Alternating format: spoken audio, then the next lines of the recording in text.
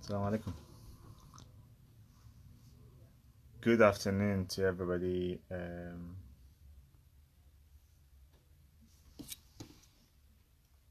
This is going to be a probably not a quick one. Hopefully, I try to make it very short and quick.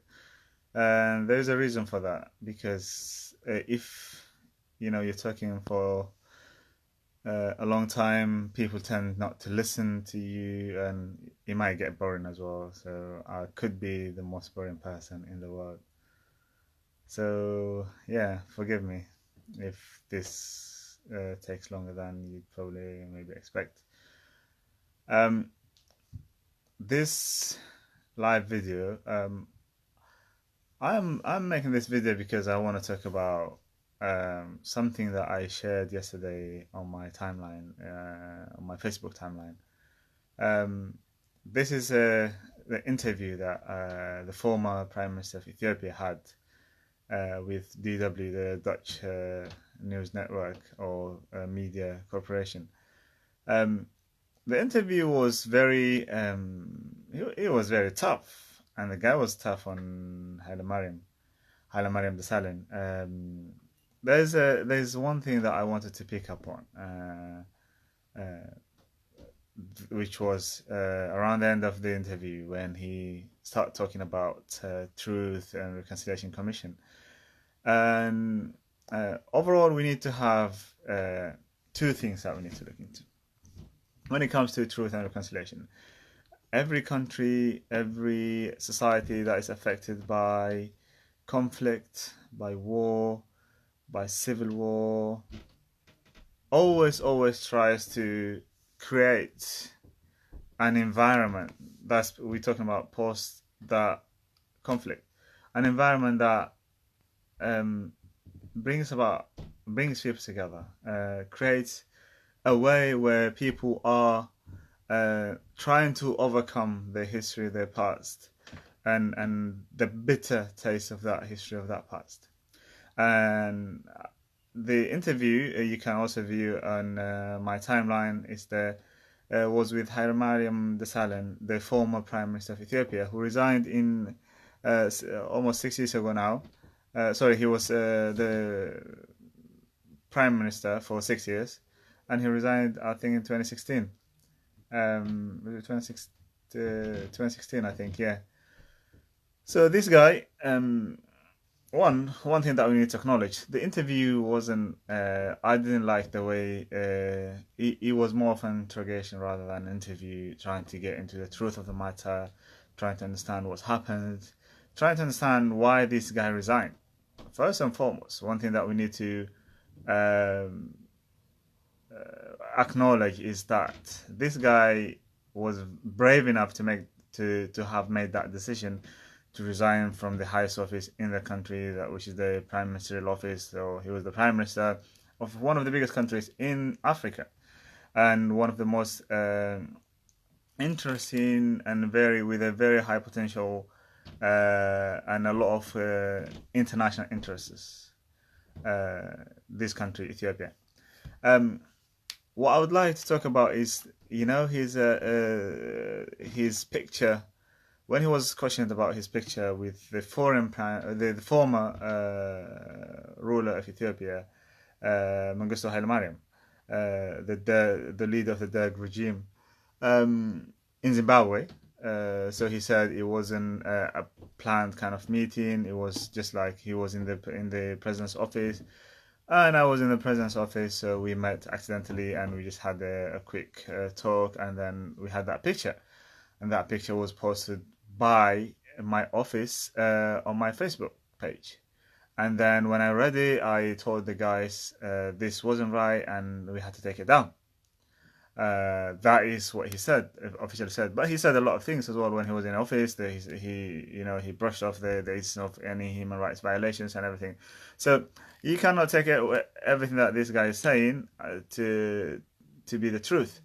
But one thing that we can talk about, and which is my main point that I would like to discuss here is he talked about Truth and Reconciliation Commission that has been created, and he said that we need reconciliation within Ethiopia. Of course, this is something that Ethiopia needs. This is something that a lot of societies around the region need. There's a conflict that's going on in Ogaden for years and years now. Ethiopia is a very ethnically polarized country. Specific groups had grip of the power for the past 100 years or so, which led to having that friction every now and then, and which also led to Eritrea not asking, but Eritrea becoming a country after the annexation of Eritrea with Ethiopia by force and power. So now the Truth and Reconciliation Committee, one thing that I would like to see in this whole process is, if Ethiopia wants to be a country and wants to stay as it is, like, one country, a strong country, there are things that they should acknowledge and take in consideration. One, the peace that they talk about, right now between Eritrea and Ethiopia is not a really peace, but it's rather a political deal. And there's a difference between a political deal and agreements and peace agreements. So Prime Minister Abiy Ahmed, I said this quite a while ago, I think about a year ago as well, in my message to Prime Minister Abiy Ahmed, and I say it again: the peace agreement that we talk about, it is good in essence. We've had a war that a state of no peace, no war for about 20 years. 2 years of that was officially like a war, which was declared by regardless which party, but it was a war in which hundreds of thousands of young people's lives were lost. So now, when you talk about truth and reconciliation, we need to go a little bit back before the past 20 years or the past 28 years of Eritrea becoming an independent state.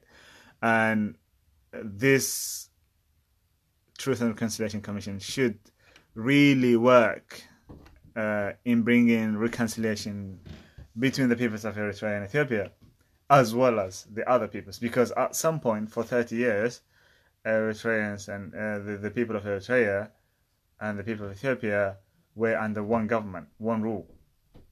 And this government was the Ethiopian government, which was led from Addis.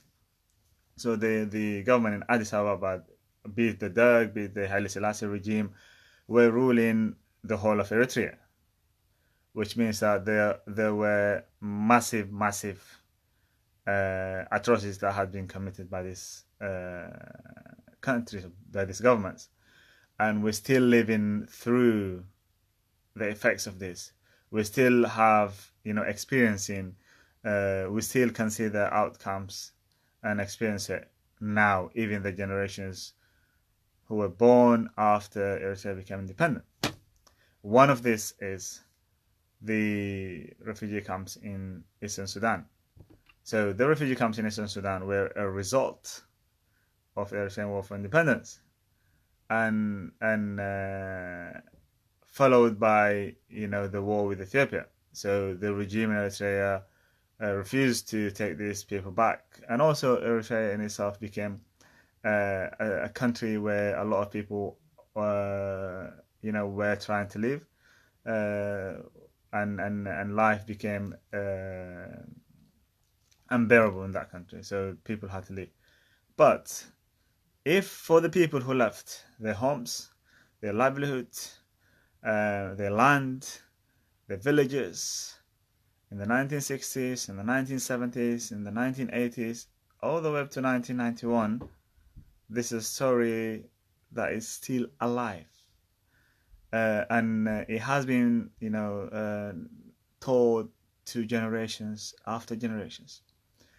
And if we really need peace, stability in the region, then we need to at least offer an apology to the people who lost their livelihood, to the people who were displaced, to the people who had been refugees for over 50 years now.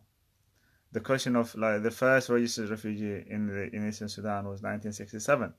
So from 1967 up all of the way up till now, March 1967 or February, I can't remember exactly the date now, but it was either March or April or February 1967. It's been over 52 years, almost 53 years coming February.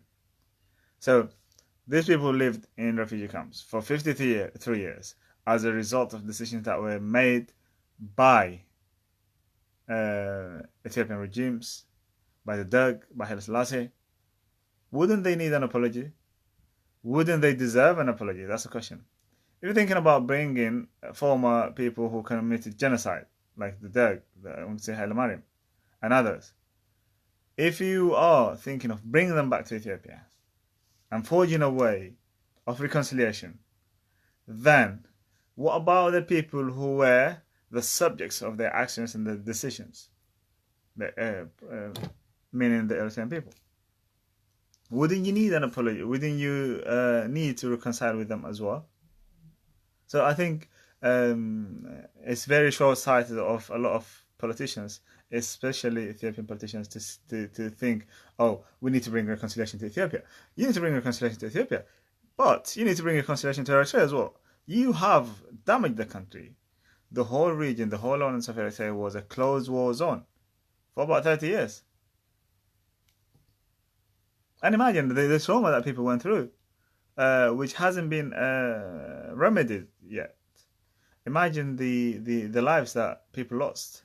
Imagine the families that had been destroyed. Imagine the village that had been burnt to ashes. Imagine the buildings that had been demolished. And we have massacres. The Ona massacre, almost 700 to 800 people, who no one had been held accountable for. We have the Hergigo twice. We have Muhajar. We have Aghurdat. We have many places. We have many, about more than 60 villages, more than 60 massacres where people were killed in masses. We have the Bisikdira, we have the Imberami, we have the Muhajar one. Name it. There's a list of this. And there's a list of people who died. And these people were killed by the same person that you're claiming to bring to the country to reconcile with. Namely the Derg, the Mengistu Haile Mariam. So how are you gonna talk about reconciliation in Ethiopia, yet you brush off the whole history of prosecution, violation, killing, extrajudicial killings that took place during this regime?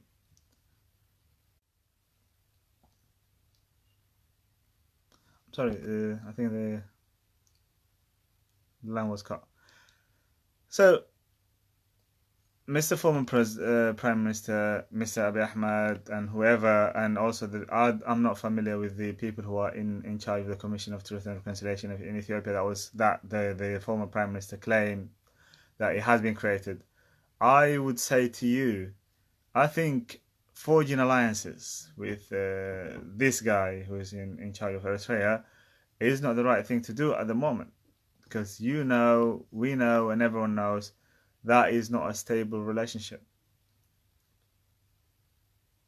You will break up, and very soon the breakup between Abiy Ahmed and all this will come very soon. And also considering the fact that you have a whole region which is not following up with what you are actually pursuing as policies, the whole region of Tigray, the historical ties, the lineage ties, and all of this, the familiar relationships that exist between the Tigrayans and the Eritrean, the Tigrinya Eritreans. These are things that you need to consider when you're talking about truth and reconciliation in Ethiopia. Also, you need to consider having truth and reconciliation and peace with the Eritreans, with the people whom you force to flee their homes, with the people whom you destroy their houses, their livelihood, who are living in refugee camps till this day, over 60 years, with the people whom you denied freedom. Not necessarily you as one or two prime ministers who came after Eritrean independence, but I'm talking about the institutions. These institutions existed prior to 1991. They exist. You are operating within these institutions, and you operate within these institutions, and the only difference is you're trying to reform them. You're trying to bring about change by reforming these institutions. You might not be able to do that, and that's understandable. But in your process of reforming these institutions, you are trying to create commissions, like the Reconciliation Commission and other commissions, and these commissions should look beyond Ethiopia, should look into the history of former Ethiopian governments, and what they did, and what are the things that we can reconcile with. What are the people? Who are the people whom we need to reconcile with? Who are the people whom we need to offer apology to? Who are the people we've wronged and we need to say sorry to? And saying sorry is not a weakness. The former Prime Minister of Australia said sorry, and that gave a lot of relief and brought about the country in so many ways. The Aborigines of Australia had felt it within them, had felt that their pain had at least been recognized by and a lot of people need that recognition from the Ethiopian governments, different Ethiopian regimes. And I would say to you and to anyone who has in the political system, who can be heard within their countries, all we need is recognition of the Ethiopian bloody past. The past of Ethiopia is not something that you can be proud of. Yeah? So recognizing that and acting upon it and seeing the whole picture of the past and the present, and from there you can try to forge a way together of peace, stability, good neighborhood, and also more kind of cohesive approach to everything within the whole region, especially Eritrea and Ethiopia. Not the whole of Ethiopia has ties with Eritrea, and not the whole of Eritrea has ties with Ethiopia. We have our own differences.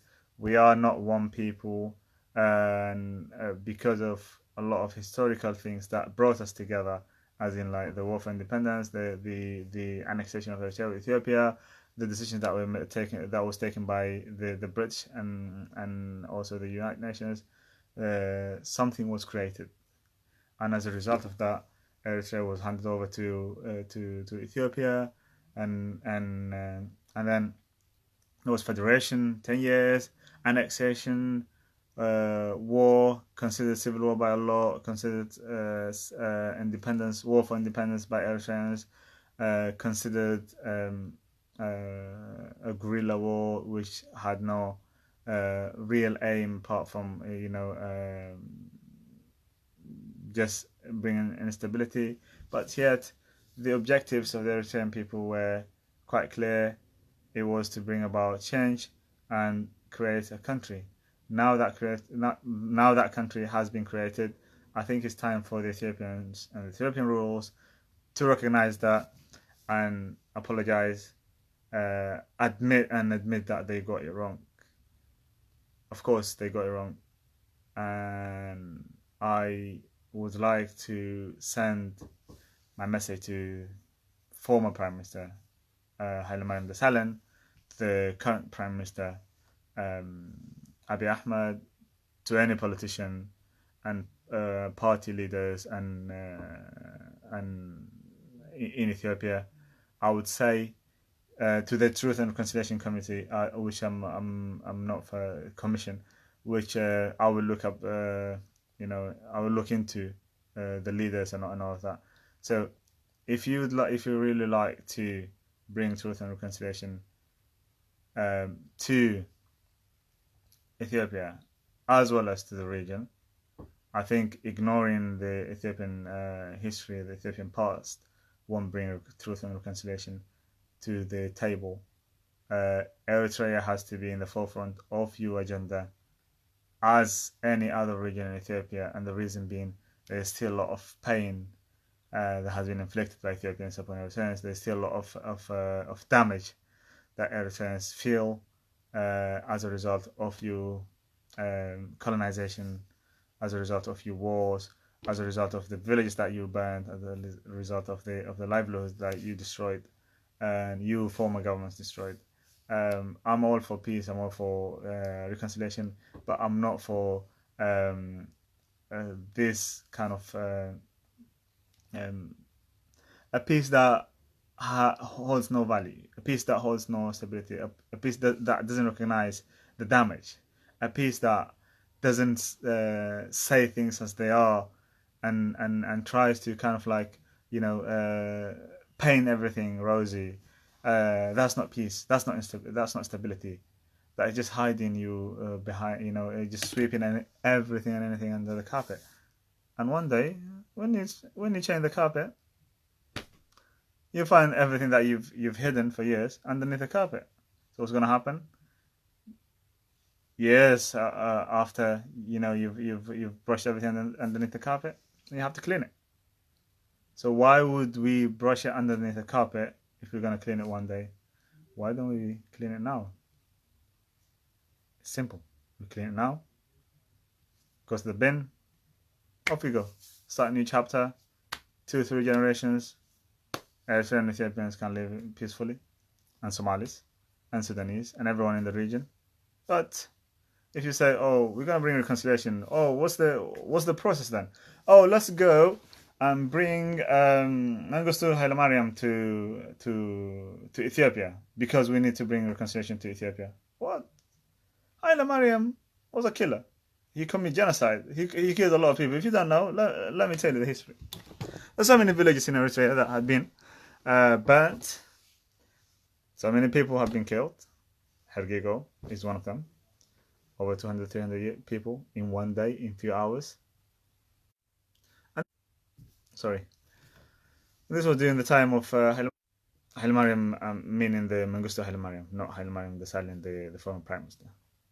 So if that is the case, then why don't we clear up the mess? The mess of your former presidents. I hope that was kind of clear to everyone. I was trying to get hold of. I was trying to get into my message across to people who might be Ethiopians in this page, or who might, and I hope this message gets to Abiy Ahmed and all this. Winning a Nobel Peace Prize or award doesn't mean that you are going in the right direction. There are so many factors that the factors that the Nobel Peace Prize awards committee consider, but there's so many factors that they also don't consider, and one of them is what we're talking about here now. So reconciling with the past, reconciling with the history. If you want to reconcile with the history, reconcile with the whole region. Ethiopia was under your rule, Eritrea was under your rule for 30 years. There's so many atrocities that had been committed.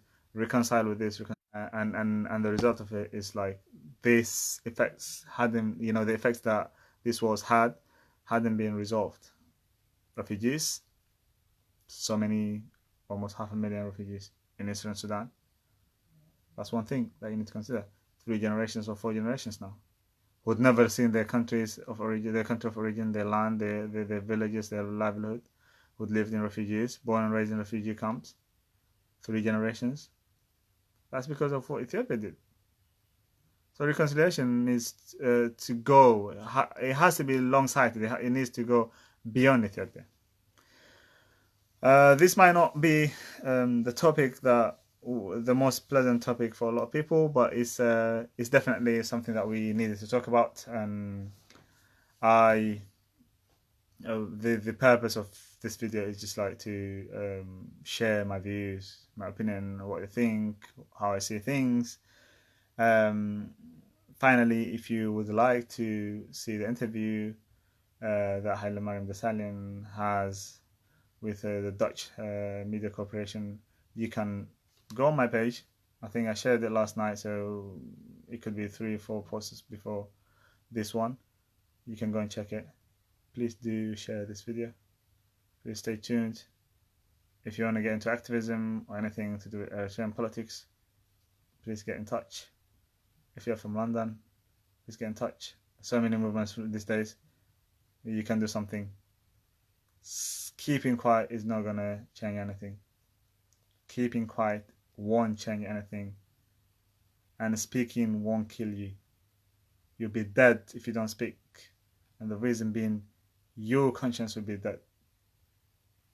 You'd want to talk, but you wouldn't, because your conscience is not there. You're not conscious about things that are happening to you, to your people, to your country, to whoever. Start talking, start saying things as they are. Be with the truth, and the truth shall save you. Assalamu alaikum.